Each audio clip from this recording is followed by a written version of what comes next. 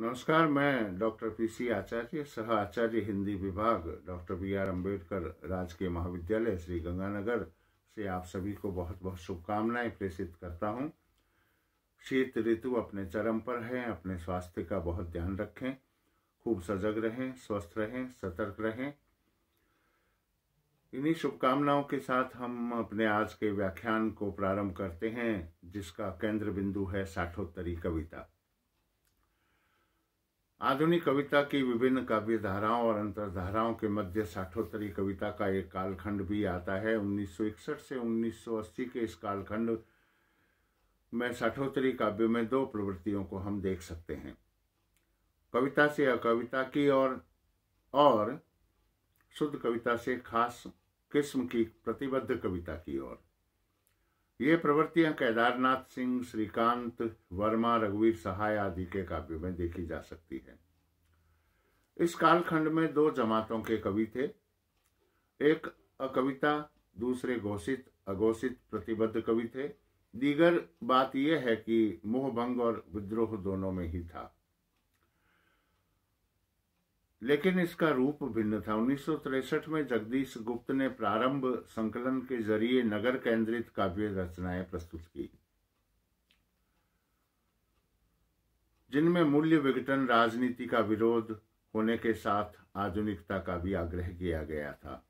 ठीक 10 वर्ष के अंतराल में 1972 में अनावृत, कुरूप और विकृत संबंधों की भूमिका पर निषेध संकलन के जरिए ही जगदीश गुप्त ने अकविता आंदोलन की घोषणा की। घोषणा ये की कि उनका विद्रोह इंग्लैंड के एंग्री यंग मैन आंदोलन के रचनाकारों की तरह स्वस्थ सामाजिक विद्रोह है। जगदीश चतुर्वेदी, सौमित्र मोहन, राजकमल चौधरी, श्याम परमार आदि इस काल के प्रमुख कवि रहे हैं। यह साठोत्तरी कविता के चर्चित आंदोलनों में से एक रहा। कवियों ने युवा वर्ग की तनावपूर्ण मानसिकता की परिणति यौन विद्रोह में मानी।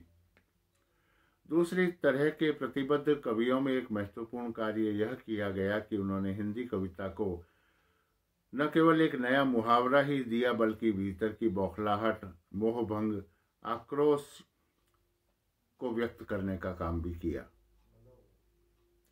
ये कवि अकवियों से भिन्न सामाजिक राजनीतिक चेतना संपन्न कवि थे। इनके काव्य का संसार संसद से सड़क तक था। धूमिल इस काव्य धारा के प्रमुख कवि थे। अन्य कवियों में पारसनाथ सिंह, कमलेश, कुमारेंद्र आदि शुमार थे। सार रूप में साठोत्तरी कविता अपने समय की आशाओं, आकांक्षाओं, संघर्षों, तनावों सभी को समेटते हुए आगे चली। भीतर और बाहर का अंतर कविता में कम हुआ। संवेदना की आग में विचारधाराएं पिघली। विश्व साहित्य की अनुगूंजें और आहटें हिंदी कविता में दर्ज हुई। इस साठोत्तरी काव्य की कुछ प्रमुख प्रवृत्तियों पर भी यहाँ प्रकाश डालना चाहेंगे।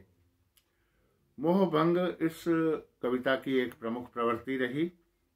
देश की आजादी के साथ ही जनता के सुनहरे स्वप्नों के पूरे होने की आकांक्षा थी, लेकिन आजादी के बाद चीन से हुए युद्ध का पराजय बोध, काले अंग्रेजों की तानाशाही, अकाल, बाढ़, महामारी एवं जमीनी हकीकत में 15-20 साल बाद भी जब कोई बदलाव नहीं आया तो जनता का मोहभंग हो गया। इसी मोहभंग को सुदामा पांडे ने इस प्रकार व्यक्त किया: मैंने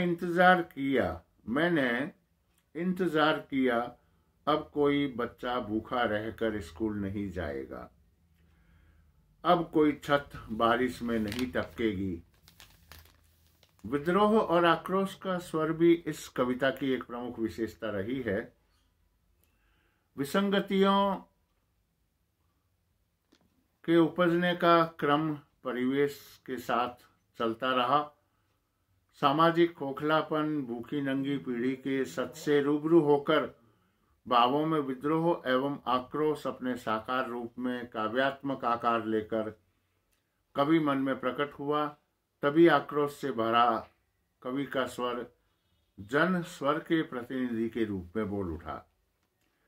क्या दिया तुमने महज जय हिंद, क्या दिया तुमने महज जय हिंद, फकत फाका कसी आंकड़े, बस आसमानी आंकड़े, और गुत्थम गुत्थई राशन की कतारें, बेरोजगारी। इसके अलावा सपाट बयानी, व्यंग्यात्मकता, यथार्थ से सीधा साक्षात्कार इस कविता की प्रमुख विशेषताएं भी रही हैं। रघुवीर सहाय ने इन बातों को इस प्रकार से उजागर किया, अभिव्यक्त किया। हर संकट भारत में एक गांव होता है, हर संकट भारत में एक गांव होता है। ठीक समय ठीक बहस नहीं कर सकती राजनीति, बाद में जहां से भी शुरू करो, बीच सड़क पर गोबर कर देता है विचार। हाय हाय करते हुए हाँ हाँ करते हैं करते समुदाय। हाय हाय करते हुए हाँ हाँ करते हुए हैं करते हुए समुदाय।